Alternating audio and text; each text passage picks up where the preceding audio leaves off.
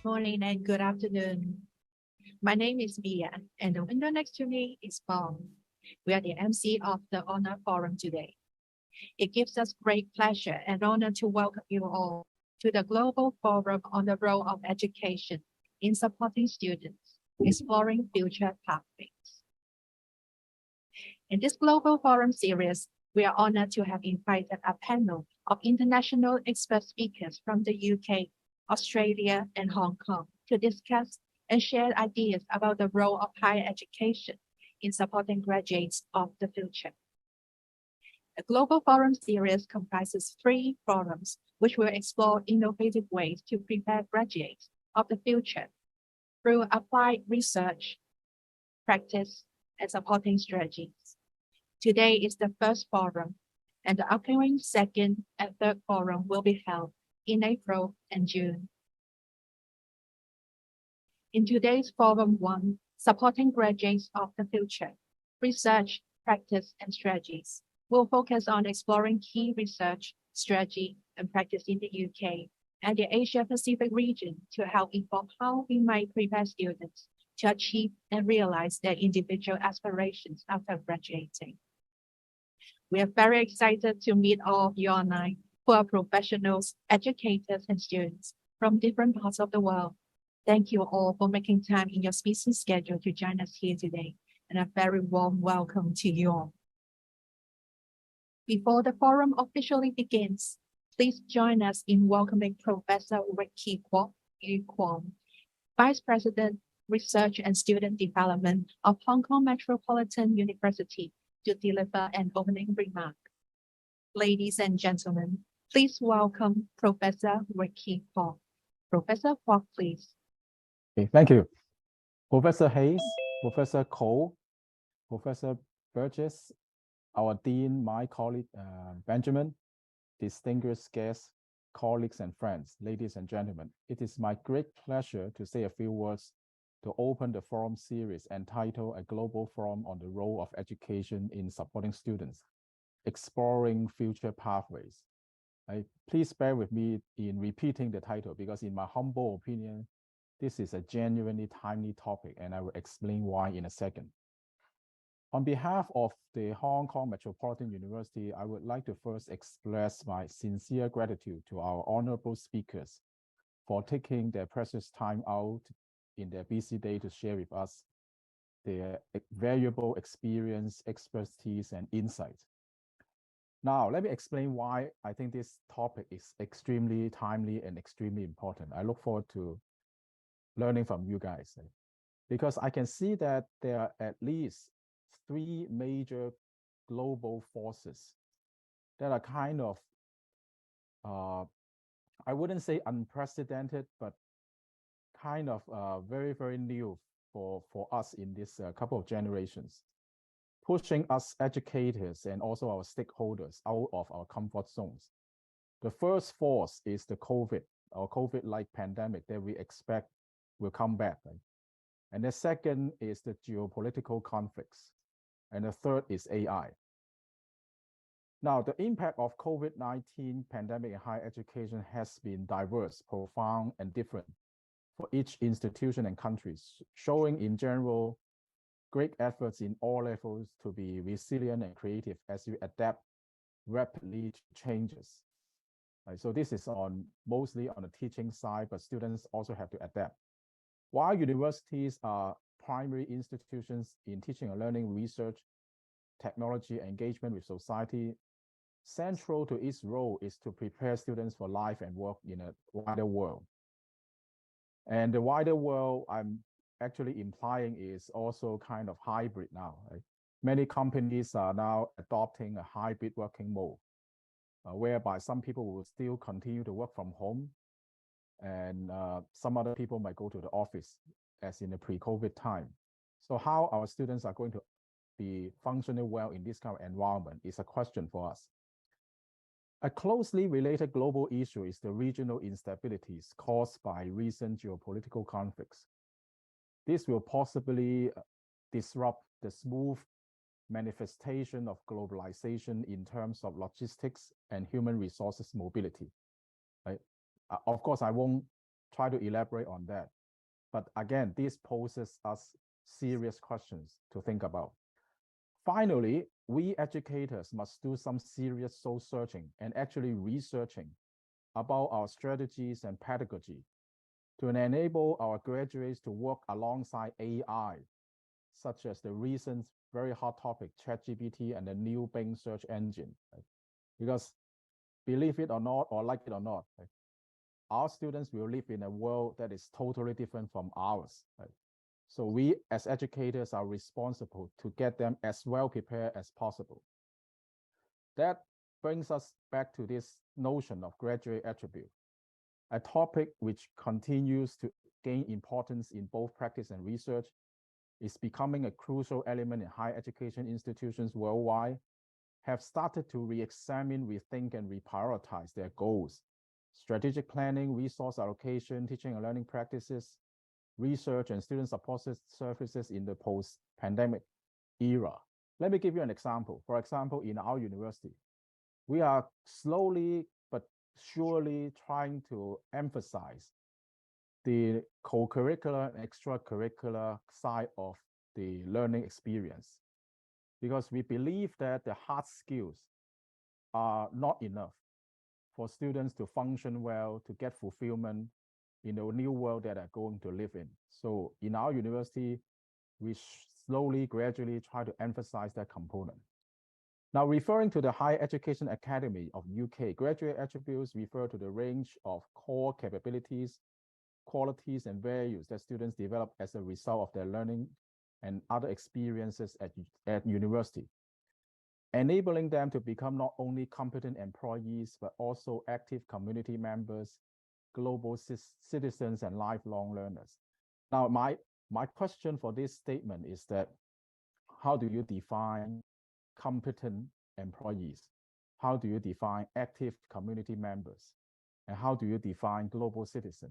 And how do you define lifelong learners? These are all crucial questions. Otherwise, this will just be empty talk, right? In this collaborative global forum series, we are very honored to have joined hands with our co-organizer, Nottingham Trent University, and a number of experts from around the world who are passionate educators making significant contributions to the future of the field by bringing together global educators for discussion on innovative ways to prepare graduates of the future through practice, applied research, and supporting strategies. The shared vision will help us understand the latest challenges, expand our understanding of what graduate readiness really means and requires, and to provide us with insights, suggestions, and directions for the future. We look forward to learning from our distinguished speakers whose professional exchanges and collective practice wisdom will continue to promote innovation and move the shared vision forward to help us all better support the graduates of the future. Lastly, before I close, I would like to extend my sincere thanks to the organizing committee of this collaborative global forum series, including our Hong Kong MU colleagues and LEPACE, Office for Advancement of Learning and Teaching, Student Affairs Office, and last but not least, the Trent Institute for Learning and Teaching, supporting learning for employability practice and scholarship group of Nottingham Trent University. Without all your tireless efforts, hard work, and dedication, the forum series simply would not have been possible. I wish the Global Forum series a great success, and I'm sure it will. And all participants an invigorating and fruitful experience as you find inspiration, spark creativity, and engage with the wisdom and experience of all those be with us in this series. Thank you very much and have a nice day. Thank you very much, Professor Kwok. Now let's put our hands together to invite Professor Niall Hayes, Executive Dean for Graduate Outcomes of Northern Trent University, to deliver an opening remark. Professor Hayes, please. Hello, everyone. It's my pleasure to also be able to welcome you all today. My name is Professor Niall Hayes, and I am the Executive Dean for Graduate Outcomes here at Nottingham Trent University.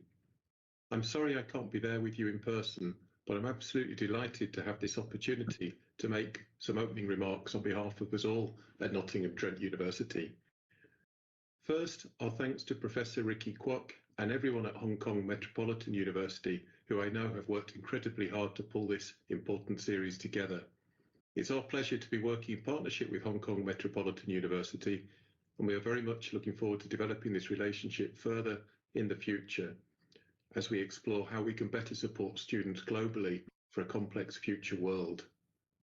We also thank those colleagues from other institutions joining us today, and we hope that this will be just the start of many discussions in this space. I would also like to thank Dr. Doug Cole for his leadership in this area. I'm sure you'll enjoy and benefit from his talk at this conference as we do here at Nottingham Trent University. I hope everyone enjoys the speakers that follow in today's session and in the following sessions in the coming months. Thank you very much. Thank you very much, Professor Hayes. As a way to express our gratitude and appreciation for our speakers' generous support, may I now invite Dr. Benjamin Chen Tat-Yuen, Dean of Hong Kong Metropolitan University, Lee Ka-shing School of Professional and Continuing Education, to present certificates of appreciation to our honorable speakers.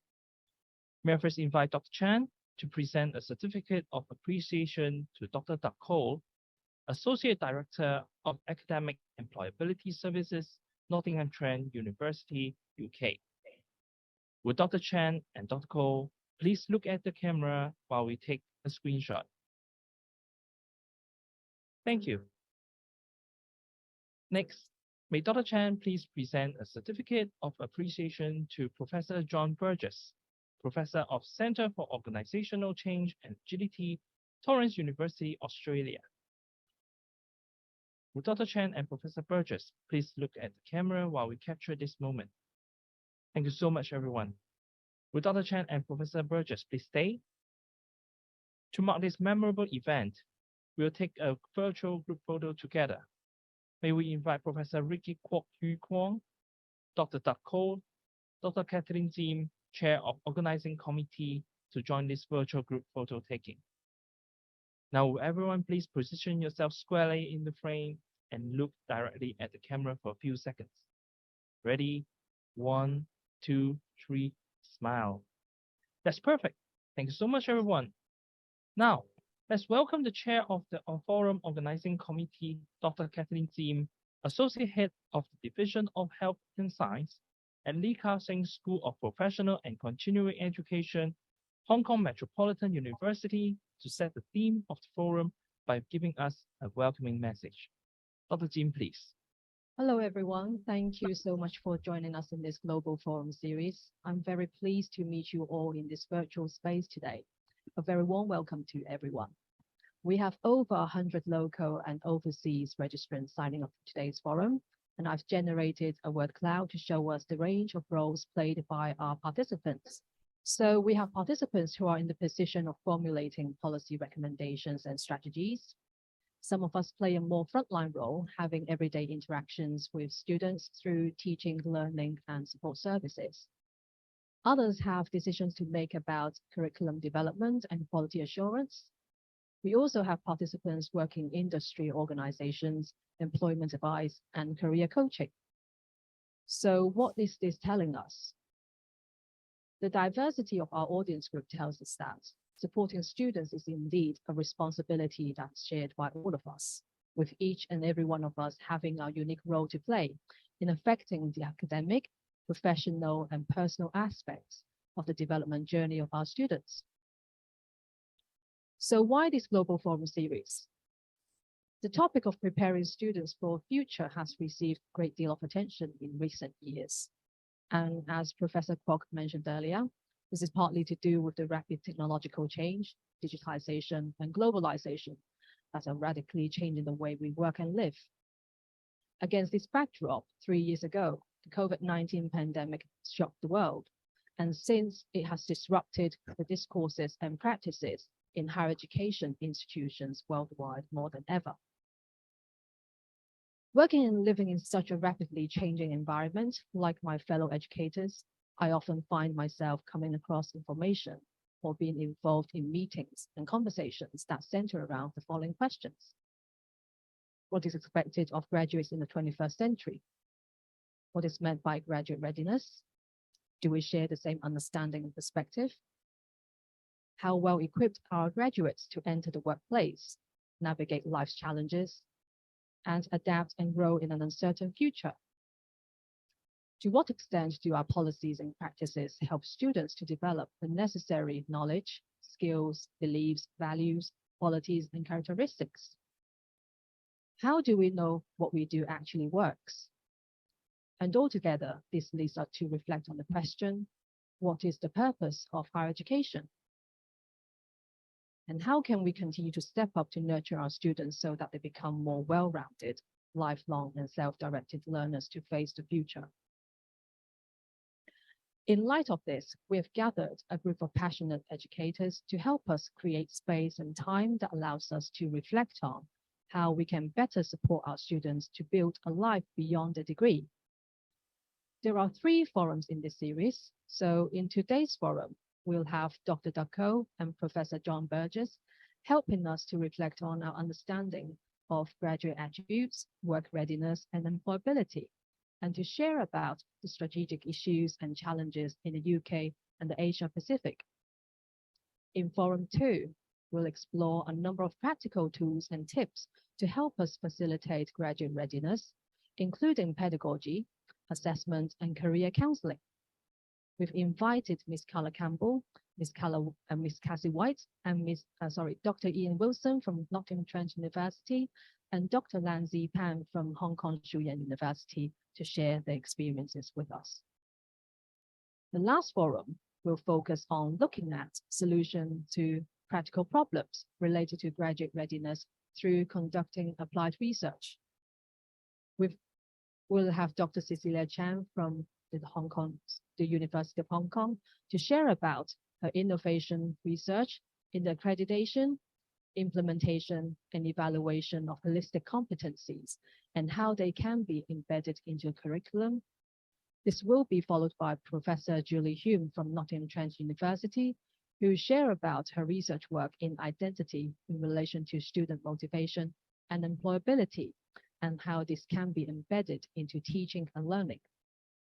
Together with our speakers and participants, we aim to contribute to the ongoing global dialogue in this area. We also wish to find a balanced focus on a number of important and interconnected topics that help us better prepare our students to engage effectively with new experiences, build resilience, and thrive in a changing future. With this, we'd also like to hear your thoughts and ideas. And so please do share them with us at any point during the webinar using the Q&A function located at the bottom of your screen. This will be picked up by our colleagues who will either answer them immediately or follow up with an email later.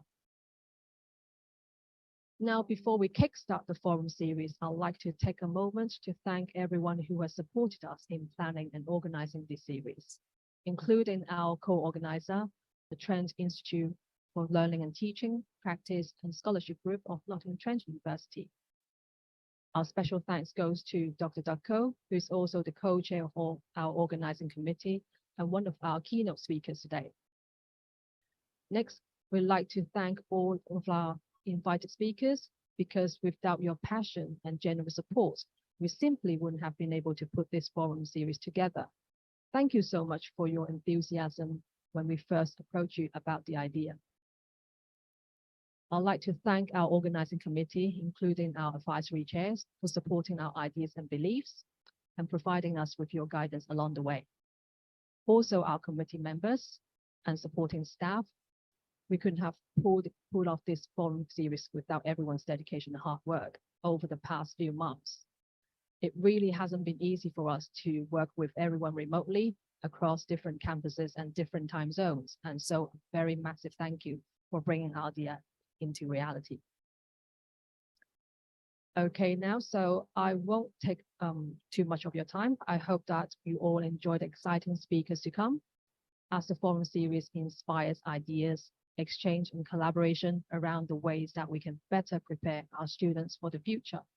Thank you very much. Thank you very much, Dr. Jim. Now I'm sure everyone is excited and looking forward to learn from our distinguished speakers in the field of employment. So on behalf of the organizing committee, let me invite the first keynote speaker of this forum section, Dr. Doug Cole, Associate Director, Academic Employability Services, Nottingham Trent University, UK. Dr. Doug Cole has 15 years experience in leading learning and teaching in higher education. Prior to this, having spent over a decade in industry working with a range of sports organizations in the UK, Beijing, Hong Kong, and Bangkok. Dr. Cole is currently Associate Director, Academic Employability Services at Nottingham Trent University. Having spent 3 years previously with the Higher Education Academy UK, Dr. Cole focused on developing strategic approaches to learning for employability and students' success with institutions across UK and globally. He is also a senior fellow of the Higher Education Academy and an honorary fellow of the Institute of Enterprise and Entrepreneurs. In 2012, Dr. Cole developed the concept of a national framework and guide for embedding employability in the curriculum to support all institutions in developing graduates with the qualities and capabilities that are vital for success, not only in securing employment, but also for life more broadly. In 2013, Dr. Cole co-authored the Higher Education Academy publication, Defining and Developing Your Approach to Employability, a framework for higher education institutions. Later in 2019, Dr. Cole co-authored The Language of Employability, a book chapter in education for Employability Volume 1, published by Brill in Australia. So with a big round of applause, let's invite Dr. Doug Cole to present on what dimensions for learning really matter for future graduates: research, strategy, and practice. Dr. Cole, please. Thank you. Thank you so much. Bear with me while I just share my screen. So can you all see my slides now? It's perfect, Doug. Brilliant, thank you. Well, absolutely delighted to be able to join you all today, and thanks so much to Professor Ricky Kwok and all esteemed colleagues at Hong Kong Metropolitan University and colleagues joining us, again from around the world. Delighted to have this chance to talk with you all. We are on strict time limit, so I will jump straight into it without any further ado. So what my role is Associate Director Academic at Nottingham Trent University, and what I wanted to have the chance to do share today is it really kind of links into what Professor Ricky Kwok said at the beginning about really defining what matters, what aspects of learning are really important moving forwards, and I would argue have been important for a long time, but often is unrecognised. And so I'm keen to be able to share some of this thinking with you as we move forwards. And this is informed by my own personal research and from my own practice working with institutions around the UK. I'm not going to give you my life story, but I thought this was quite an interesting picture to kind of show you. These are all the places I've worked. And I don't know if any of my colleagues in Hong Kong can recognize any of those pictures, but there's pictures in there from Hong Kong and Beijing and other places I've worked. And I really wanted to highlight this in terms of what learning really mattered for me. And obviously we all are informed by our experiences in life and shaped by those things. So when I was studying, what really made that difference for me in terms of going on into this career and working in many different places? And I would say in 1993, as a graduate in sports science, I never had any clue I would be here talking to you all this morning about these topics. So the future was uncertain then, and the future has always been uncertain. We're on this I'm sure you will all have your own stories of different roles, different careers that you've had, and I think that's something important to bear in mind in terms of thinking about what we are kind of focused on in terms of supporting students in terms of their learning, what areas of learning really matter. And I would argue at university, some of the most important experiences in shaping who I've become today were beyond the curriculum, and they were in experiences I worked kind of testing elite basketball players as part of a project externally and traveling around and meeting those people, those experiences of working in a team. So that's just again, so whilst technology is changing and the world is changing, let's not forget the world has always been changing. So my particular interests are around research to practice. How do we take and particularly the research around employability and learning that supports employability, and how do we translate that into practice? And particularly I'm interested in strategic approaches. So how do we do this at scale? So how do we do this across all courses or all programs to benefit all students? So fundamentally, my interest is in learning and teaching, because I believe that that's what we're all that's kind of the core business of all institutions as educators. That's really what we're about, alongside obviously research and other things too. Just to throw out in terms of this broader context, in terms of what's shaping, I suppose, this agenda at the moment and the dominant narrative that we're experiencing in the UK, and I've not just experienced this in the UK, I've also experienced, you know, this kind of language and thinking in other parts of the world, in the Middle East, in China, in other places, that education plus skills equals job success. It's kind of this simple linear kind of equation that kind of we hear about, that we just give the students skills and that will be enough. And actually my argument is I'm not sure that is enough. I'm not sure skills properly captures the nuances of learning and types of learning that we should be focusing on as educators, and I'll come on to explain that further. So, and my argument is, are we preparing students for a job, or are we preparing them for life more broadly, where a job is part of life? So I think all of us can kind of recognize as educators that we're supporting we're really working to develop the student as a person, and how they then apply that learning in their own lives, not just in the workplace, but in life more broadly, I would argue. So I think that hopefully will shape kind of my angle of where I'm coming from in terms of what I'm saying here. A big focus for me is a real interest I have, as you saw by the book chapter I wrote a while ago, was I have a real interest in language, and particularly working with colleagues around the world, you know, and even working with colleagues in our own countries. It's very evident we're often not speaking the same language. So we're quite often using words, and there's assumptions around what these words mean. And fundamentally, if you want to try and get consistency, or you want to support all students, there needs to be some kind of mutual understanding. So I'll go back to Professor Wiki Kwok's comments at the start, which really were music to my ears, which is we need to define what we're working towards from the outset, in my humble opinion. So what does employability mean? What skills do we mean? What attributes are we talking about? What does student success mean? If we don't define these areas first, one, how do we know, how are we designing our programs? And secondly, how are students understanding what's important, what aspects of learning they should be investing in? Because we can't give students and teach all of these areas to students. Students have to be active participants in this learning process. So they have to understand the why.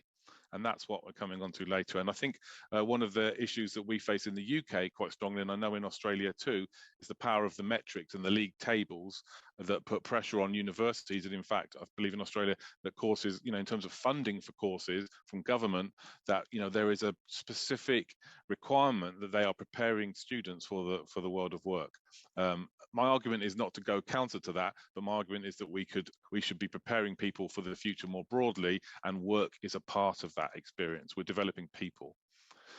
So in terms of kind of thinking about where the sector now is, where is higher education now, and the types of activities in practice, and some of the later sessions in the forum will delve much more into that, and we're talking more at the kind of strategy level here, but then ultimately how does that inform practice? I would hope that many of those activities that would kind of be familiar with colleagues in the room, and there's nothing new or groundbreaking in there. These are all good practice examples of pedagogies and activities, learning and teaching activities that we believe are important to prepare the students for the future. But my question there is, what is the shared point of reference that underpins all of that work? Are we using the research to inform our practice at scale with all students? And my argument is that we often think activity before outcome. So we say we're doing a placement, or they're getting work experience, but what for? What's the purpose of that experience? What does that actually develop in terms of learning with the students? So I think we need to be thinking about, for me, outcome first brings up the work of Biggs and Tang around constructive alignment and those kinds of principles. So we actually have this understanding then of what all of these activities do, and how that cumulatively adds up, and what does that develop in our students? And my question more, and from those colleagues in countries where this is a serious factor, is are we looking beyond the numbers? Fundamentally, we're talking about developing people. And my first conversations with Dr. Chim in this space were where they were and Professor Benjamin as well around wellness and social emotional learning and well-being, meant that side of things. It wasn't particularly around employment, but when we discussed what aspects of learning were important in both our areas of work, we realized that we were talking about the same thing. And hence this series is really born through those conversations. This is a little snapshot of the kind of some research that I conducted as part of my PhD back in 2019 with a sample of undergraduate sports programs, sports degrees. So with talking to academics, talking to leaders, talking to students, and asking them the direct question: what does employability mean to you? What is it that you think is, define it? And the initial words out of their mouth, and even though this was conducted a number of years ago, this research is anecdotally kind of supported on a daily basis. If I do a presentation and I talk to colleagues about what employability means to them, the first words out of their mouth is skills. It's about gaining skills, and it's about getting a job, or it's about employment. And my argument is that and then it doesn't necessarily go any deeper than that. It doesn't get any more specific. It remains vague and ambiguous. Well, how do we tackle that in practice? We have to unpack that and define it. So for me, that this is generally there's a narrow interpretation of employability, often confused with employment around the world. And these understandings are often not informed by research or by the academic research. They're informed by other things, whether it's the media, the government, working with colleagues, this kind of social constructivism view of how this language is understood. But the work in practice for me is often disconnected from the literature and what the body of work says in the literature, and also the core purpose of learning and teaching. It's almost seen as a siloed area of work. Well, that's the career service. They get people jobs. Actually, we're here for learning and teaching. And my argument is that those are false divides, and we need to break down those barriers and help integrate this kind of thinking into a more holistic view of learning and teaching across an institution. So the question is so going back to that opening comments, what learning really matters? Is it knowledge? Is it skills? Those things are kind of almost, I would argue, kind of guaranteed. There are certain things they will definitely are going to appear. Any degree program, any course is going to be designed with those things in mind. But there's questions to ask of ourselves: how are we actually seeking to develop and facilitate and nurture the attitude, values, behaviors? And often that obviously that I'm not saying that those are things that we can teach, but those are certainly things that we can talk about. We can raise awareness of important aspects, because my argument is that in combination, these are all important in combination, and there's no priority here in terms of one is more important than the other, particularly with the advent of technology, where in terms of knowledge and in terms of AI at the moment, do we have to memorize and remember all these things when you can put a question in a computer and it can now write a book for us? It can write an essay for us. It can do all of these things. So it just, again, it highlights to me the importance of things beyond knowledge. How do we really enhance learning as people? This is a concept which I think is useful to consider in this space. That I think when it comes to kind of addressing this work in practice at scale with academics, I think it's important to realize that academics are under pressure. They have limited time. The curriculum knowledge sits at the heart of those courses, and that you can't just fit lots of extra things into the curriculum. You can't just do lots of extra activities. We appreciate there isn't the time. It's not necessarily possible to do. So this concept of life-wide learning, I think, is a really useful one, particularly given the pandemic and how we've all been learning as individuals living through a pandemic and still living through a pandemic now. So if that hasn't developed people's resilience or that self-efficacy and self-belief, I don't know what will. So I think it's really important, and it creates this more holistic view of learning beyond the classroom. So life-wide learning is about learning in multiple spaces in our lives at the same time. So learning through work, learning being relationships, family and friends, hobbies, sport, volunteering, part-time work. All of these things are opportunities to learn. And what we have the opportunity in obviously we can't control that, but within a university, through personal tutoring, through seminars, through assignments, we have the opportunity to ask questions of the students. We can anchor that create this anchor point where we can ask questions to get them drawing on these experiences, to harness the value of those experiences, to make those experiences explicit. Students often struggle to articulate the transferability of their learning from one space to another. And I think that this is an opportunity here to kind of get them to recognize the value of what they bring with them beyond grades too. So whilst you might not have certain students might not have got great grades coming into university, they may well have a wealth of other experiences and have strengths in other areas. And we need to be recognizing that and not just,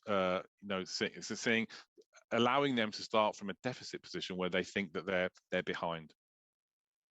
So what does the research tell us in terms of employability and learning that supports employability? There are a number of definitions and models out there. There has been for over 10 years. We will never all agree on a single model, and I'm not suggesting that we should.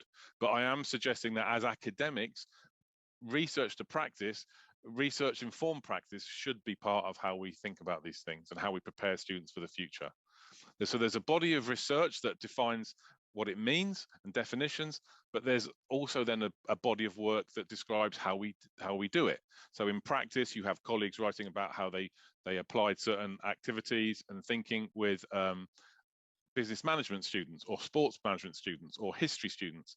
And it's small samples rather than thinking about how do we do something that actually can work, that's flexible enough to work for all students and across all subjects. So there's very little in terms of in the research that this praxis between those two first points. What do we think it is and how do we do it in practice? What informs what we're doing? And there's very little in that space. And that's the space I've been been working in over the last 10 years.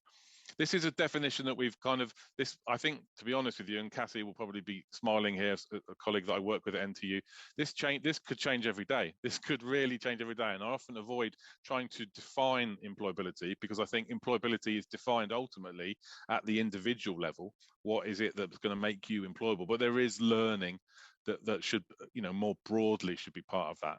But for me, it is this lifelong and life-wide process. It's always changing. Hence, there isn't a single metric that captures employability. Despite what the metric, the media and the newspapers and websites might tell you, their employability league tables, they are not measuring employability. They're either measuring static snapshots of employment or they're measuring which university graduates do employers like the most. That's not employability when you look at the definitions.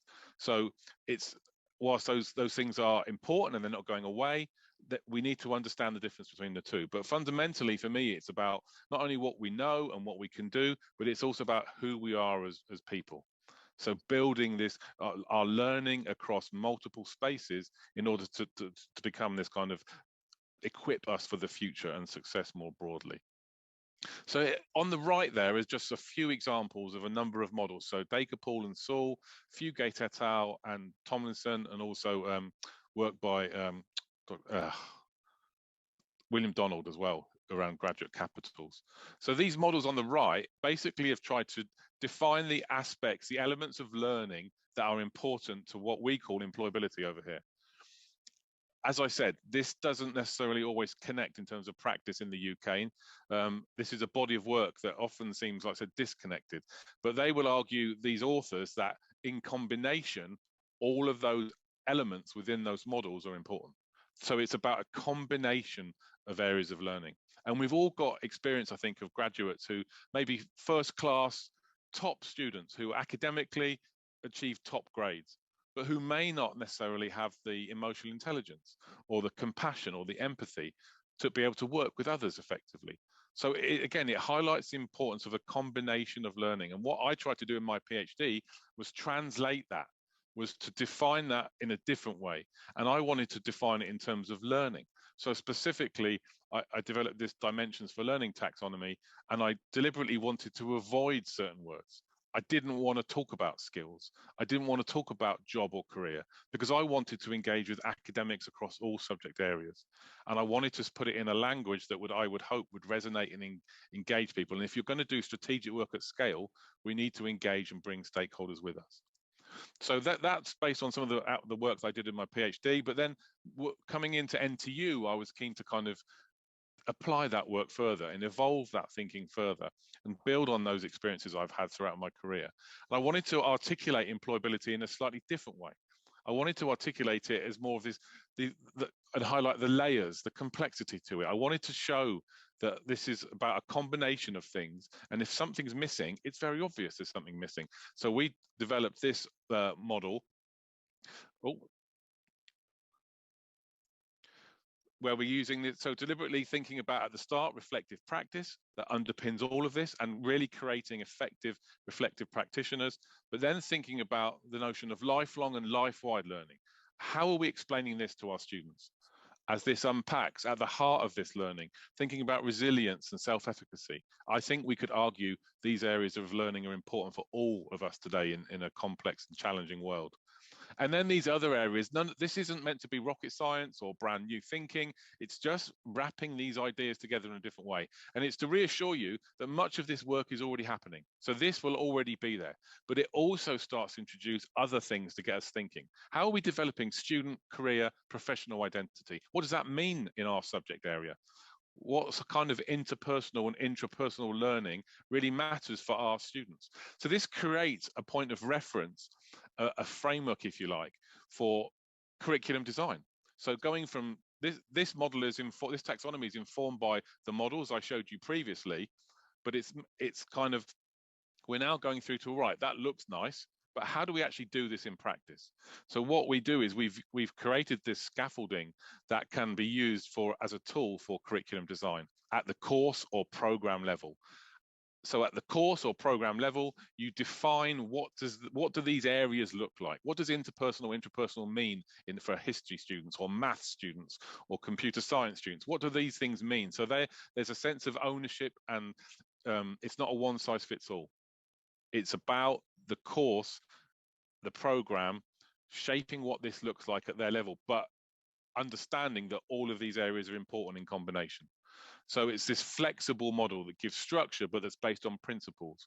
And ultimately then, once the course or the program has created a picture, every single student is able to then reflect on that and contextualize it and personalize it. What does it mean to me? What do those things mean to me as a mature student, as an international student, whatever their backgrounds? There's a process here, there's a methodology around this framework that we've developed at NTU, and which we're currently testing. And this is new, so I'm not saying this is what we're doing across the board at NTU. This is new thinking. This is building on the excellent work we've been doing up to date, and this is building for the future. So this is kind of, like I said, and we're just starting to test some of this work now. I'd appreciate you won't be able to see the words on there. Don't worry, we will make these slides available to colleagues. But again, I wanted to show you research to practice. So what are we doing with that taxonomy? How are we using that with colleagues at the course level? So this is a simple course level employability heat map tool we've developed. Is really this long-term development tool. And what we've done is across the top, across the columns going down, is each of the areas that I just showed you in the model. So we've mapped each of those areas across the top. And three of the columns, we've asked the academics to think specifically around, in your subject, what's really important. And I think in this was one for engineering. They talked about the importance of being innovative, of critical thinking, and for communication. So we added those in first. Then down the very first column on the left, we added all the modules that they're studying at levels 4, 5, and 6 across their 3 years of study. And then what we did was, one column at a time, we mapped, well, where do these things exist? Where is innovation? How do we try to develop innovation? And we very simply did this exercise. Red means there's nothing in there. We're not talking about it in this module. Amber means there's a little bit, but maybe it's implicit. And green means we're fairly confident there's something in there. It's explicit. The students will understand it may be being assessed. And we just take this kind of overall, rather simplistic, but simple snapshot of a health check for our course and what learning really matters. And as you can see there in the columns, you can then see how much green is there. Is there enough green? It can't all be green. Red is fine. But the answer is, the question is there enough green? Is there enough amber? And it prompts so many good questions with colleagues. And we've worked with course leaders initially, and maybe one or two other colleagues to shape this, and then they share it with colleagues. So this is a new tool that we're testing. It takes, in practice, 2 hours to complete. 1.5, 2 hours. This is not weeks and weeks. But based on this work, we can then devise an action plan with specific activities that the program team can then focus on in terms of their pedagogy and learning and teaching and the curriculum design, the seminar activities they design over the coming year. And then you think about, how will we know we've improved in that space? So we suggest they pick one area to focus on. Maybe they focus on resilience. Right, we're going to focus for the year on resilience. How do we nurture and enhance resilience? And how will we know at the end of the year we've improved the students' resilience? So this gives you a flavour for the kind of work we're doing in this space, to highlight areas of learning that matter and to really define it and think, where are these? Got 5 minutes left, so I'm going to kind of rattle through. We're nearly there. So there's this whole process that we're currently working through. This is based on some work that I mentioned in 2013 for the Higher Education Academy. So there is a methodology and a process for working with course teams in this space. The work of constructive alignment definitely has value here to this agenda, because it starts us off with thinking, what are the outcomes we want to achieve? What learning outcomes do we need, and what kind of students are we looking to develop? And then we think about the learning and teaching activities that are going to kind of deliver that, enable that for us. So the final stage that I wanted to share with in terms of practice is that taxonomy for me is something that I've published and shared in a journal article with a colleague. So there's that kind of conceptual underpinning, but actually what are we going to talk about to students? How are we actually going to share this with students? And so we've translated that again into a more simplistic framework, and this is what we've called the Developing with NTU framework. And what we wanted to do was create a simplistic framework that could be adopted, contextualized and used in principle by any department or any service. And you'll see in a moment when I show you the words in it, that it's very neutral. But it allows you to, basically what happens is it provides kind of some simple lenses to focus on, to say to these students, all these lenses are important in combination. And when you open the door of each of the lenses, behind them is the learning that was included in the taxonomy I just showed you. So this is something we're currently weaving into our work. And I know that Carla and Cassie potentially are going to reference this in the second forum. So I won't go into too much details, but broadly, this is our Developing with NTU framework, and these 4 simple lenses with the student very much at the center of this, but also the community NTU around them that can support them. So fundamentally, if you unpack any of these lenses, it will lead you into areas of learning such as resilience, flexibility, emotional intelligence, self-efficacy, knowledge, etc. Get it, careers education, career development learning. What do employers need? And that's obviously a lot of this work is informed by kind of not only what do employers need now, what do they tell us they need now, but this more sustainable view of learning. What are the sustainable outcomes of learning that have always stood the test of time, that have been important over decades? And that is about how we work with other people. It is that self-belief, it is that passion, our communication. All of those things aren't going to date. Technical skills will always change, but the kind of people we need to be, there's some common, more sustainable, more stable ground there. So what we've actually done using that framework, again, we've now created a specific award that wraps all of that up, that an individual student can sign up to and can reflect on their learning across those areas that we've specified at that course level. And what we're finding is we're starting to introduce this as an award that can be embedded in the curriculum, can be embedded in a particular module. And we're literally just in the process of testing this with a number of courses. For example, with our psychology course, we have 900 students in each year group. And in one of the modules, they will all be engaging with this award as part of the curriculum, as part of the assessment. So rather than it being extracurricular, we're really trying to make this inescapable. How do we get students to recognize this learning is important across the space? So, and again, I won't go into more detail because this may be something that is followed up in future sessions. I wanted to end with this slide, really, which for me kind of captures a lot of what I've been talking about today, that language is so important. And if you look at the picture on the right-hand side, this was developed by Professor Norman Jackson and colleagues in the Centre of Excellence for Learning and Teaching. They weren't employability people. They were learning and teaching people, and they were asked, what is important for the future? And if you look at the words on there, ethics, morals, beliefs, values, skills, but they also talk about attitude and talk about kind of this ability, the need to be able to collaborate. But isn't that so interesting? Learning for a complex world. It was already complex in 2008. 2023, it's still complex. So whilst there's always change, I think the text on the right, the quote from Hill, I think is really useful. And I think if we think about learning in this space, we're not just thinking about learning for a job. We're thinking about learning that underpins retention, attainment, progression, mental health, well-being, and sustainability. We're actually looking at learning that can support more integrated approaches to education in the future. And I think we need to recognize those synergies, break down silos across teams, and work together, hopefully, to support students for the future. But thank you very much. Thank you very much, Dr. Koh, for the really inspiring and enlightening talk. Our next keynote speaker of the day is Professor John Burgess, Professor of Management at the Centre of Organisational Change and Agility of Torrens University, Australia. Professor John Burgess is currently the Professor of Management at the Centre of Organisational Change and Agility of Torrens University, Australia. His research interests include new forms of work, labour regulations, precarious employment, and changing workforce composition. He has secured research fundings to examine skill shortages and employee retention in South Australia local government sector. In addition, Professor Burgess currently supervises PhD students for research in multiple areas, namely the career development in the Australian firm industry, leadership development in the Indian IT sector, the retention of trained teachers in Western Australia's school sector, and the barriers to women transitioning from the informal to formal jobs sectors job in rural Java, Indonesia. Professor Burgess' recent publication on gig work can be found in the International Journal of Human Resource Management and Journal of Industrial Relations.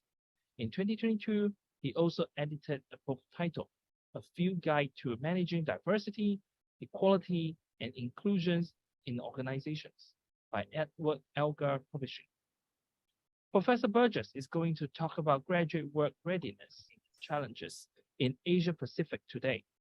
With his previous experience and ongoing research findings, I'm sure we will learn a lot from Professor Burgess' insights.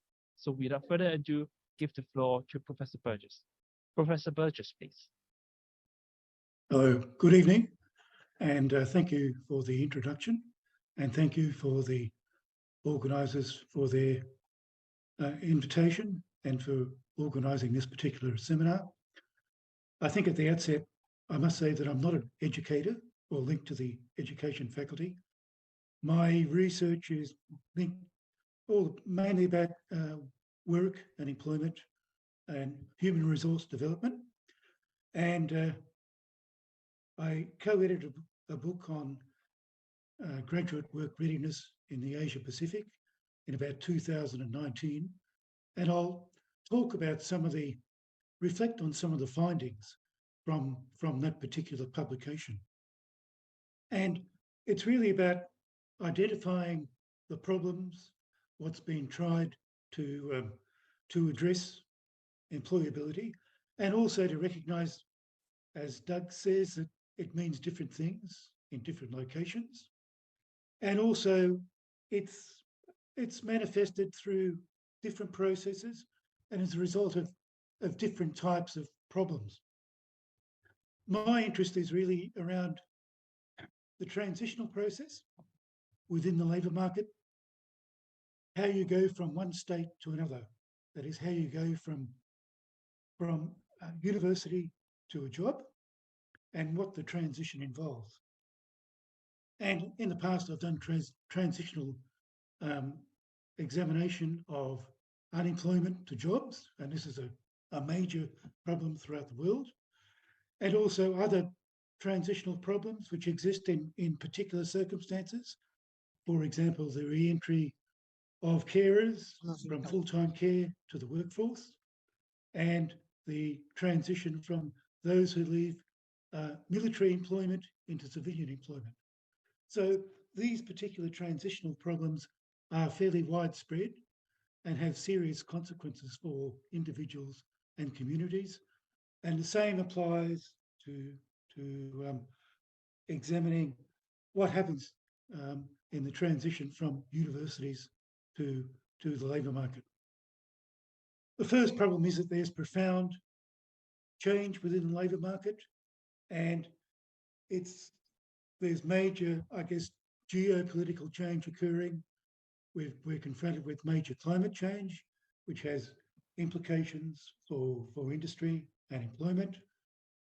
And sorry, the slides are moving a bit faster than my presentation.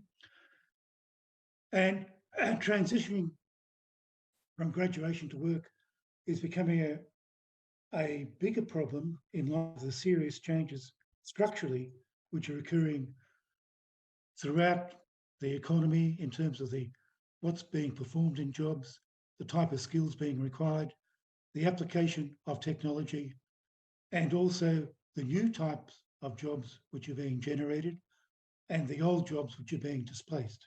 So this is an ongoing process, and it's captured in the term the Fourth Industrial Revolution, which talks about moving on from ICT changes to biotechnological changes, big data, automation, robotics, etc.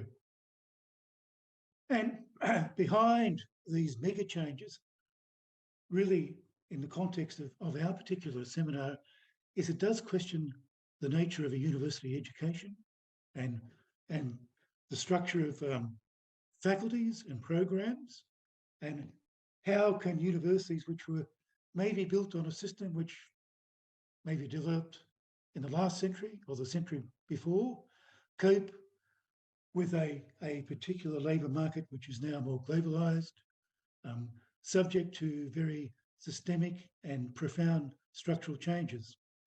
And also behind this is another big issue, is the big flows of students and workers within our region.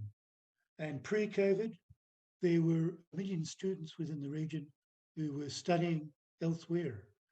And so to what extent is this linked to the problem of graduate work readiness? So can we move on to the next slide? So mega forces operating within the ASEAN region will greatly influence the future supply and demand and the mobility of professionals. And one of the big challenges is the demographics, the aging of the workforce. Again, within the last few years, I co-edited a book on meeting the challenges of an aging population within the Asia Pacific. And of course, what's happening is that some countries are aging very rapidly, Japan, Singapore, Taiwan, Australia, New Zealand. Others have fairly youthful populations. For example, Indonesia, the Philippines, Thailand. So they can look forward to some demographic dividend. And so one of the issues is how to account for the loss of those experienced workers, especially the baby boomers, within a context where the population is actually diminishing. But as I said, the demographics are diverse, and there's different pressures on filling the particular skill gaps which are arising. One means of filling the skill gap is to extend retirement and to offer points of access for older workers to be retained within the workforce. And of course, another common remedy is to rely on immigration to fill your gaps. The other issue which is occurring throughout the region is that there are increasing investments in secondary and tertiary education. The uptake in secondary and tertiary education across the region is increasing. And so there's more and more a bigger cohort of ASEAN citizens with both vocational, college, and university education. And in addition, more students from Asian countries are seeking an international education in North America, Europe, and in Australia, New Zealand. So these are the sort of background factors which are all all entangled within this graduate work readiness discussion. Can we move on to the next slide? So the World Economic Forum says in 2015 that around 60% of children entering primary school may work in jobs that do not exist at the moment. So how can you plan your education system, especially your tertiary education system, for the jobs which you do not know do exist, will exist in the future? On top of that, we've had major disruptions to working and labour markets, clearly through the pandemic, but also through major climatic disruptions, flooding, fires, earthquakes, etc., natural disasters. And this has led to disruption of education and training and the destruction of infrastructure. So these particular problems add to what we're discussing this evening. Can we move on? So the human capital model supports investment in training and education, and the evidence suggests that the more you invest, the more you receive in your returns. And it's a particular model which justifies both personal and community investment in training and education across the 3 tiers, and in fact 4 tiers towards adult education. And so, and as I said, we're seeing increasing investment in education right across the region. But alongside this increased investment in education, especially higher education, there's the emerging problem of graduate unemployment and underemployment. Can we move on to the next slide? So the Human Capital Index for 130 countries, and I think this is from the World Economic Forum. So in the 15 to 24 age group, those who are graduating from university or from vocational colleges, the particular metric scores are that on average across countries, there's only a leveraging of around 2/3 of human capital potential. So there's a disconnect between learning and employment. There's this major transitional problem. And this disconnect may be manifest by the fact that maybe graduates have degrees or jobs which do not have an employment demand, or they have particular skills which are not required by employers, or they lack particular skills and attributes, the type of attributes which Doug discussed in the previous presentation, which maybe employers perceive that graduates do not possess. So can we move on? So graduate work readiness, as already said by Doug in the previous presentation, there are many terms which cover the same sort of thing. And in our particular collection around graduate work readiness, when we looked at the contributions from the different countries, many of them were really talking about different things and different types of problems which were present, but they all contributed to this transitional problem. How to move from your completion of your program to actually getting a job. And the manifestations of this were unemployed graduates, underemployed graduates, graduates working in multiple jobs which didn't require a university education, or potentially graduates going on to seek further qualifications and credentials, which maybe were in areas which weren't linked to to their primary degree.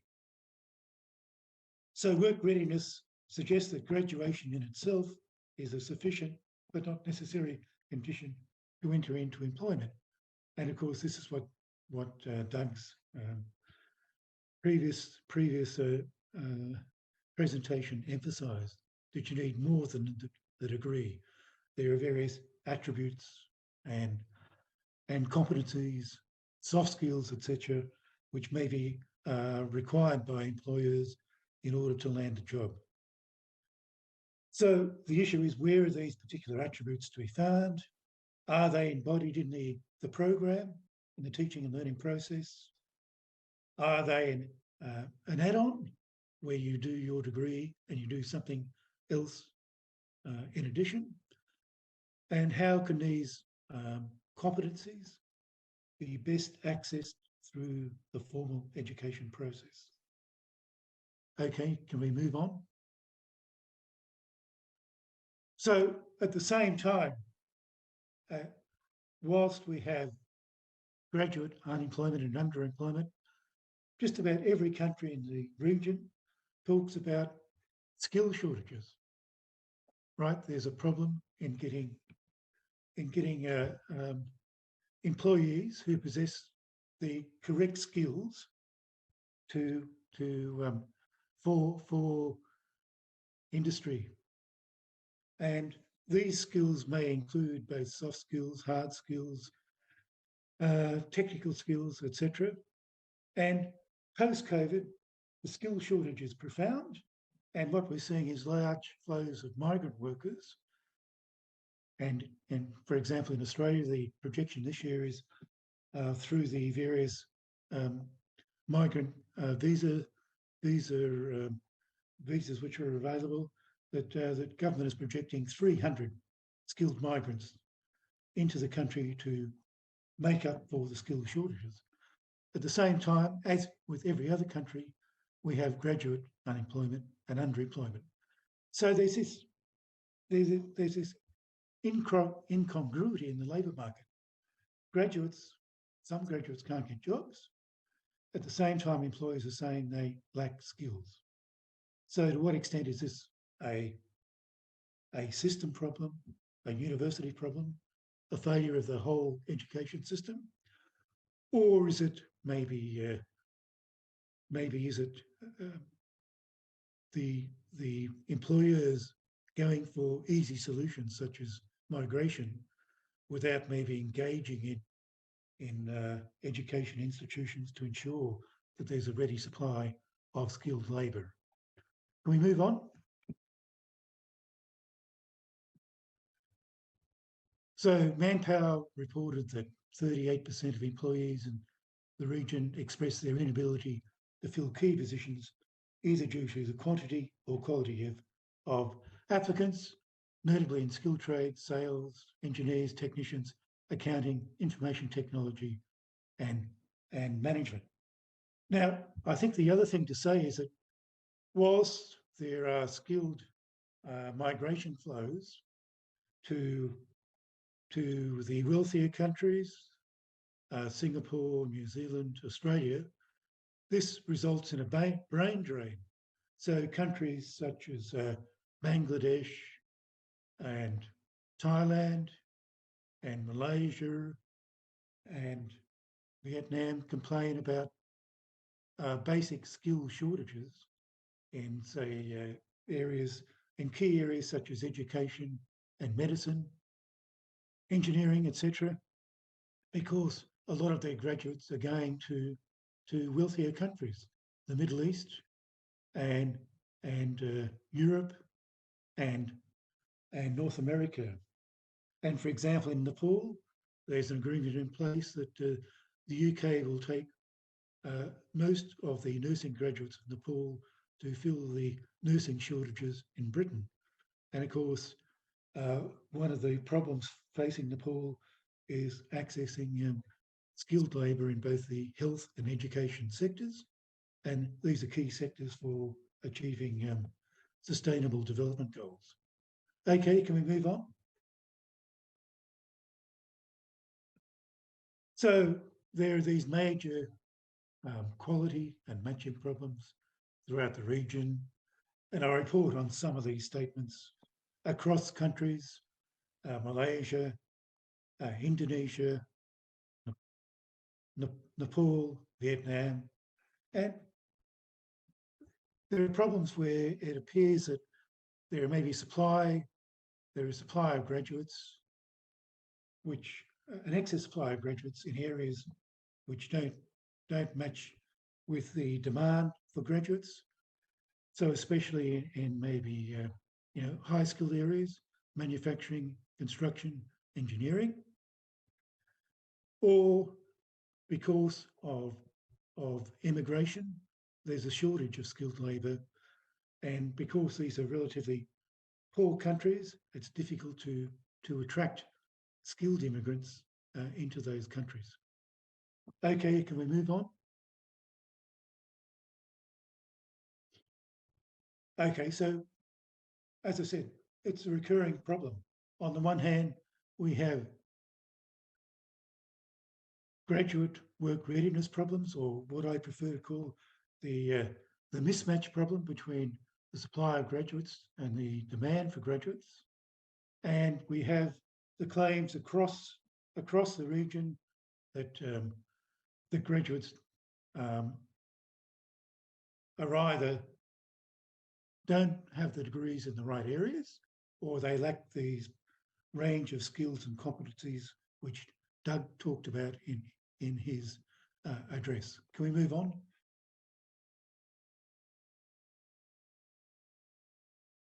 Okay, so I won't go into what are these necessary skills and these attributes. Doug's followed that. And I talked about some of the soft skills, working in teams, strategic thinking, reliability, teamwork, networking, writing and communications, IT skills, creativity, and the list goes on and on. It's almost endless. Can we move on? I guess the first thing is this exclusively a university responsibility?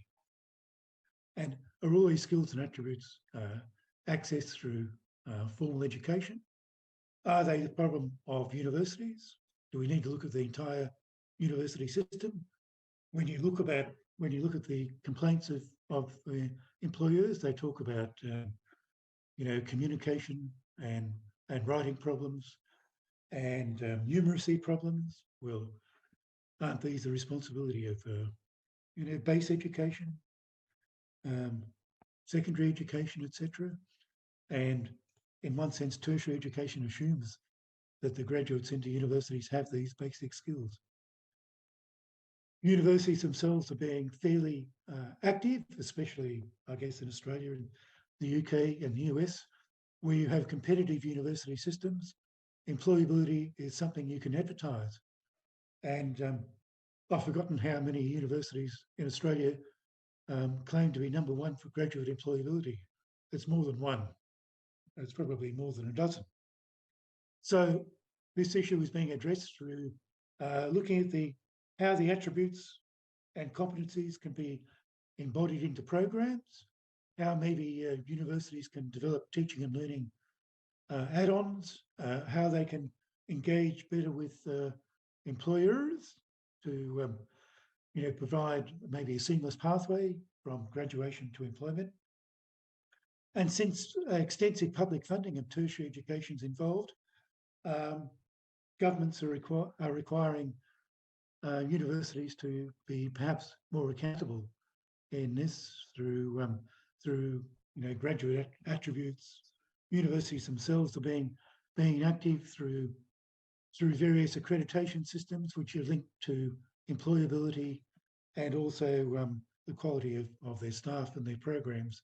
And these are all assessed, and there's so many different metrics now operating for teaching and learning and research and systems and programs and degrees that I don't have to tell everyone here that you can spend most of your days filling out all the reports.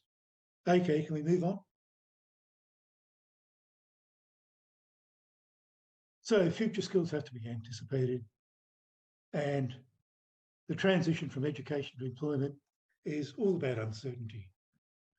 because investment in education is a long-term investment. From preschool to university is maybe 16, 17, 18 years. But the world of work, the demand for skills, the type of skills which are being required change on a daily basis through technology, globalization, competition, structural changes to the workforce, environmental changes, geopolitical changes. So technologically driven changes and globalization are making profoundly affecting the nature of work, how work's done, where we do work. And so the problem is that today's education quickly becomes depreciated.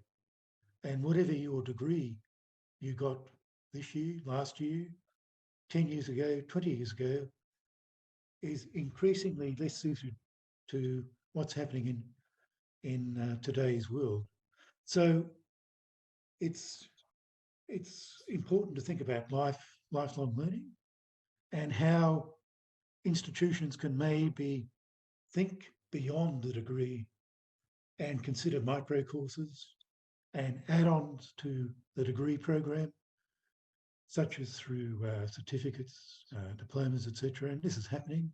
And maybe link these directly to work so that you can do these online, etc.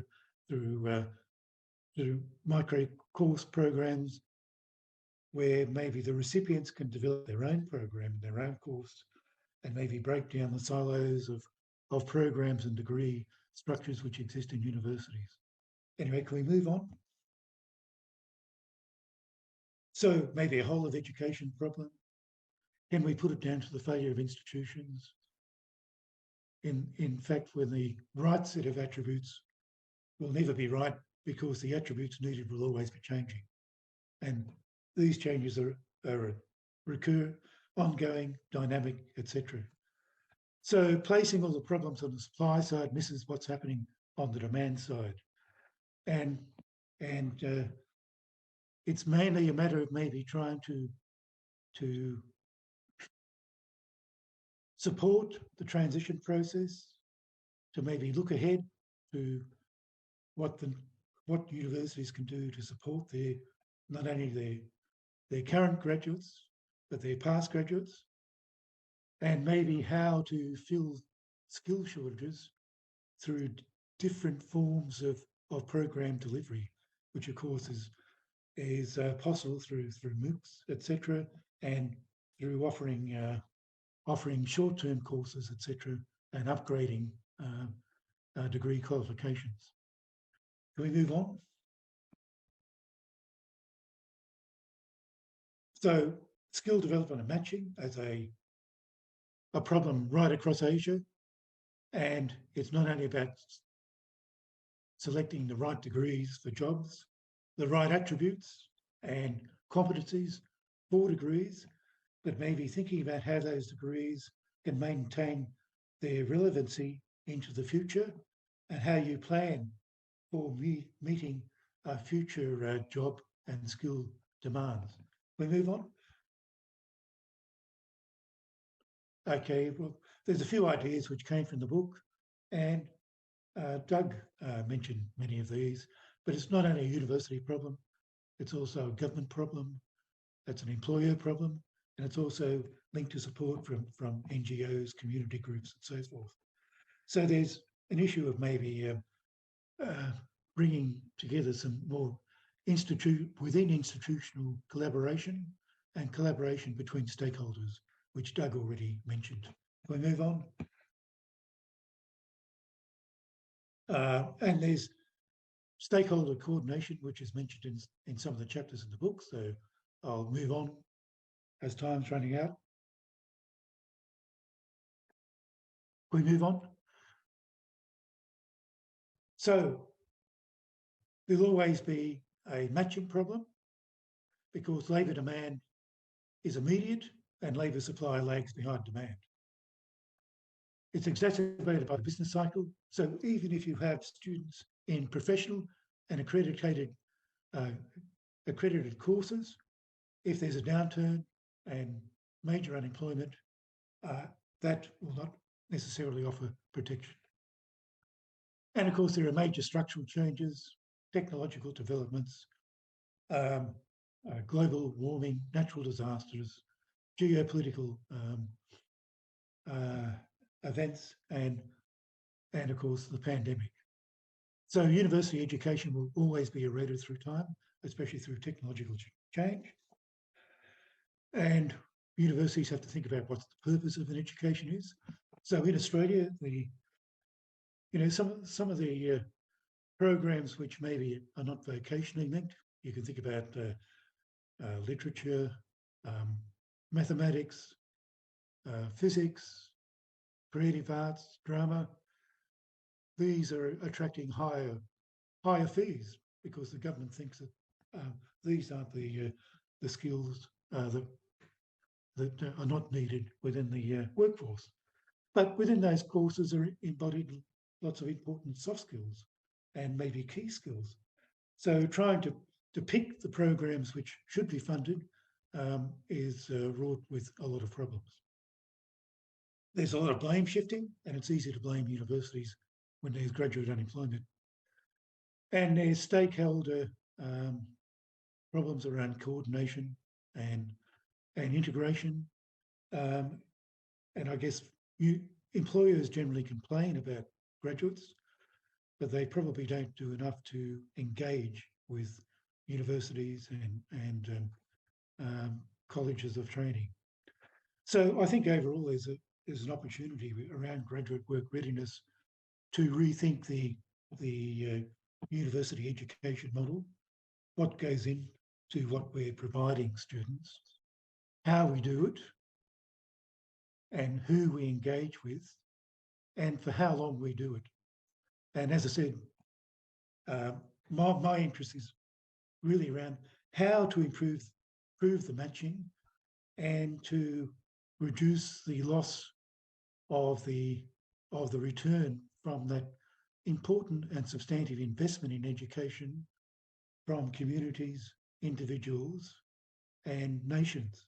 And this is what occurs when we have a graduate work readiness challenge and problem. Thank you very much.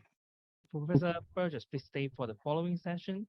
Now it's our great pleasure to invite back our Dean of HKMU LePace, Dr. Benjamin Chan, who will be leading a moderate discussion with our amazing keynote speakers, Dr. Doug Koh and Professor Burgess.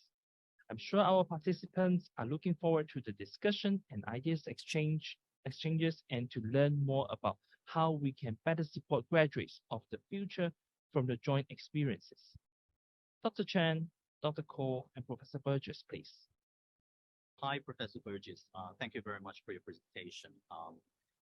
I'm truly delighted to be facilitating this discussion against the backdrop of your wonderful presentation. While listening to your presentations, I was trying to find similarities and concerns and areas that would be of particular interest to our region and especially China. One of the things that Doug brought up, first of all, about employability as a concept, I noticed the similarity. For example, when I was sharing with my colleagues here in my university, I also said to everybody that this term is not something to be defined. It's actually open for discussion. It's a contestable concept wherein it's continually being redefined, but employability is definitely not about employment, not about short-term employment. So that's one thing that wherein we have a similar concern. The other thing is about this approach. If we want to instill the concept of employability into our faculty members and students, we need to adopt a whole of life approach. And it's not about short-term preparing students within the 3-year university system or 4-year university system to put them out into the market, offer them to employers, and they may get jobs. And in fact, in the developed economies, the unemployment rate is terribly low right now, even though you have COVID, right, isn't it? So to have employment opportunity is not is not a difficult thing for developed economies. So what is more important is how can they sustain their jobs and then derive satisfaction out of it and continually develop themselves. I think that is more important. So it's a matter of living through different career stages that is more important. And the third thing that arises from the presentation of Professor Burgess, he asked a very important question. Is it a university problem? Is it a university concern? I think, yes, indeed it is a university concern, because from most of the university's advertisement, you can definitely see that one of the outcomes is graduates being able to sustain, to get employment. In fact, one of the European university partners my school had is that it openly says that we are certain that our students can get employment because our education is regional economy and we have engaged with employers. So I think it's definitely a university concern. All universities want to have very good employment outcomes. But my first question is directed to Doug.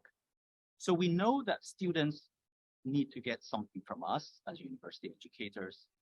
How do you excite your colleagues in NTU or in other universities in the UK about the importance of doing work in this area, employability? I know you have a framework, which is wonderful, the NTU framework. How do you do it within your university? Can you share your experience with us? That's a really good question. Thanks, Benjamin. I was listening again. Thank you, John. Lots of, I thought, similarities and synergies in what we were saying there, the overarching messages. How do we get our colleagues to engage? I think for me, what I've learned is the language is important. That's what I said, right? That was my message throughout. That I think the language is important. How we engage colleagues, because there are certain colleagues in universities that are rightly so very research focused, and that's their focus and their role and their responsibility. And I completely understand that. So if I go in talking about job and skills to those colleagues, particularly, my experiences have been that's not always an easy conversation. That that's what the Careers and Employability Service do. That's not what we do. That's not what higher education is for. And there's this kind of view and this separation. And my tactics are a little bit about stealth. How do we get these outcomes by stealth? And it's marketing. It's the words we use. So rather than talking about job skills and employment, I talk about learning. Because I would argue those academics who are focused on research, if I ask them, what do you believe a good student looks like? What do you believe a graduate looks like? They'll talk about independent thinkers, critical thinking, having those communication skills, being able to collaborate and work with others. Those are the same things I would argue that I want and that employers want, but we're using different words and we're using different terminology. So my success is that we're not doing it perfectly, but where I've achieved successes for me is about engaging with them in a language that resonates with that profession or that discipline. Like John made reference to those subjects that don't have direct routes into jobs, history or geography or some things like that. How do I engage those colleagues where there's not a direct route? And I think it is about talking about in the language of learning and teaching. It's about pedagogy. So the frameworks that I've developed over the years have all been based on this set of principles of these are a combination of things that are important here. So I think it's framing it in a way that engages people and not necessarily coming out with one particular outcome of that learning, which is just their job, which is going to change. So I don't know if that makes sense. And John, how about in your university? How do you heighten awareness about the concept of employability in your faculty members? Well, I guess I've worked in quite a few universities over the years, and often you find that employability is much easier to embody into programs where there's professional certification and you have direct involvement of an industry, and students come out at the end and they're certified to be employed in that industry because they're able to demonstrate that they have the attributes. And for example, in education, there's usually a strong link between university education faculty and schools, etc., and the funding authorities. So there's a clear path there. And so that's one way you can do it, through certification and professional involvement. And that's a pretty seamless process. But as we said, not all programs are professional. And some programs are around maybe big ideas, critical thinking, maybe developing those attributes associated with citizenship and thinking big, etc. And maybe if you go outside of the narrow professions, it's maybe an issue of how you can embody not only the big issues, critical thinking big, with some sort of more mundane, professional attributes, etc. And I think quite a few universities are doing this through, looking out for mentoring, maybe short-term placements, etc. So the issue's there because governments, as I said, want to demonstrate that their investment in higher education is being effective. But I think it's back to the issue, what's the purpose of higher education? And is it immediate job matching? Well, generally it's other issues. And from those other issues, which are maybe not directly vocational, could come profound changes in the future. If you're looking at philosophy and physics and mathematics, etc. So they don't have an immediate currency, but they could have a long-term return. Doug, would you like to supplement? Yeah, I just want to come back on that. I agree with John. But for me, I think in those subjects which might not have that direct vocational path, I think there's an opportunity to make that depth of learning that those subjects are delivering more explicit. So what are those graduates from those subjects, history, geography, what other qualities do they bring? And I think that's one of the challenges that we often face, is that students don't recognize what the depth of what they're getting there. So I think so as educators, if we make that more explicit, they can recognize what they're gaining. So these are relatively quick wins and might not be about changing anything. It might be about surfacing these things so they recognize it, so they can talk about it in applications, they can talk about it, and they can also recognize maybe this type of job suits me, or maybe this type of job suits me.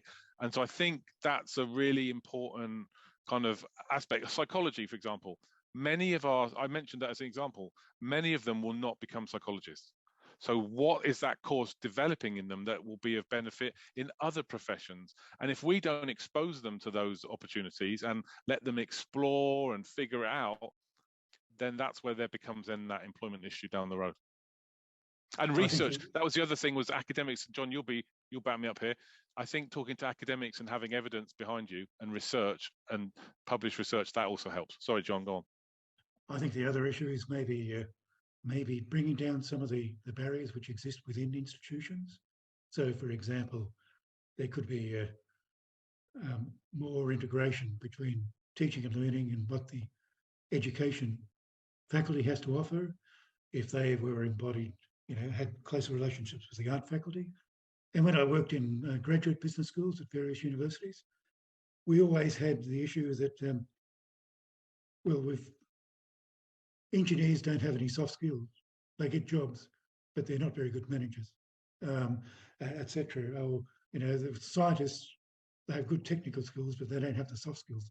So maybe universities themselves could maybe reorganise the way they package their programs and degrees, and maybe break down some of the barriers. And again, I noticed when I was in the business schools that, for postgraduate diplomas or an MBA, a lot of these working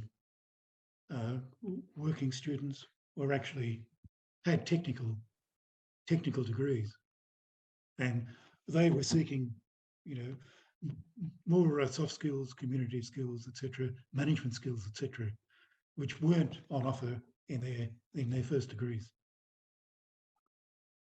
Yes, and John's presentation brings out another very important dimension to the discussion about employability, which is one must not only look from within your own university system or local context, local economic context. Like, for example, in Hong Kong, when we these days talk about employability and students' career future, we have to bear in mind the economic integration with neighboring regions in China, which is the Greater Bay Area. So a lot of universities are thinking about sending their students for experiential learning in the Greater Bay Area. So in John's presentation a while ago, he was talking about the disparity in manpower supply across countries and the demographic trends, which is quite critical in the sense that you have large number of young populations in certain countries wherein they could be utilized to fulfill manpower needs in the developed economies, but which are not yet happening. And yet in the developed economies in this region and in other parts of the world, commonly we face aging population and declining economic growth prospect in the very near future. I'm thinking that is it almost the time for the world to think about migration of human resources in a more liberal way? Because in the old days, it's about the movement of the movement of capital per se, investments, but not the movement of manpower supply. So here comes the opportunity to really think about the movement of manpower against the backdrop of economic integration. You have regional economic free trade agreements like the RCEP, which consists of 15 countries, ASEAN +3, and other things. So, well, my question is actually directed to Professor Burgess. Do you see this coming to us very soon? I mean, the integration of economic free trade areas and the realigning of manpower needs. Well, it's already occurring. There are massive movements within ASEAN, and it's millions of workers, but it's both the skilled and unskilled. So if we look at, say, Australia, then a couple of 100,000 migrants per year on working visas, then a couple of 100,000 students. And so the migrants and the students will fill maybe low-paid jobs, etc., but they'll also maybe stay on and fill high-paid jobs. So there's this. It's quite an interesting process with I think you can see the movement of students and the movement of labour on a very large scale within ASEAN, which maybe exacerbates some of the problems around the skills shortages on the one hand, and the transition of graduates to jobs on the other. And so it's all related. And so, if we have a skill shortage, we don't necessarily in the short term think about ways to improve the matching from universities to employment, but the short-term solution is bring in more migrants who already have the skills and the training, and especially the experience. And of course, this leads to problems in the countries from which they come. So the wealthier countries benefit from the training and the experience which was acquired in the poorer countries, and they're left with a skills deficit, especially in key areas which are important for future sustainable development goals. When you think about teaching and health and infrastructure development, engineering. And so there is massive movement, not only to Australia, New Zealand, Singapore, etc., but also to the Middle East. So it's a problem which is all interlinked. So humanity faces problems that are quite similar, like sustainable development advanced by the United Nations, the SDG 17 goals. I know that there was a question a while ago directed to Doug. In your place, Doug, how are you factoring in the SDG goals into this entire employability debate? I would say, I mean, I can only give a fairly surface level answer to that one, I'm afraid, because it's very important to us. We're one of the most kind of sustainability focused institutions in the UK, and we have specific teams of people working in that space. From my lens, where I'm sat, for me, I've become recently interested in a new group that's based out of Scandinavia, which is talking about inner development goals, which actually they were arguing are essential in order to deliver the SDGs. So in a similar way that I would argue, without compassion, without empathy, without emotional intelligence, without the ability to reflect on our behaviors and our actions, we're never going to change the planet or any other those other aspects that are contained and captured in the SDGs.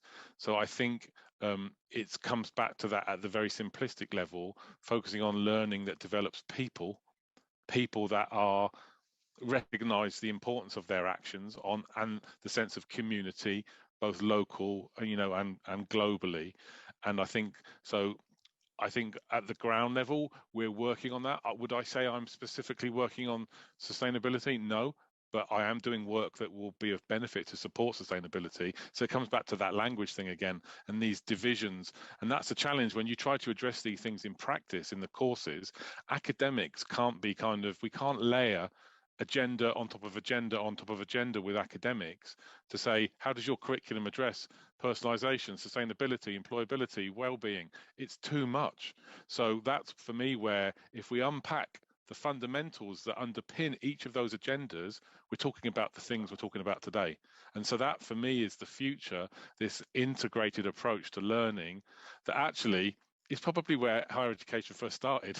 Let's pretend that the first courses in higher education weren't to religion and medicine and that direct link to vocations. This isn't, the word might be new, but the principle of preparing people for the future isn't new in higher education, in my perspective. So that's how I think we're engaging with trying to, and there are lots of other aspects of work that Cassie probably would know more about in terms of trying to engage, and Carla. We do have an employability award that is linked to the sustainability agenda. So that's an extracurricular piece where students can reflect on what their actions and how they're engaging with the agenda too. So we do have specific examples like that too. Thank you so much.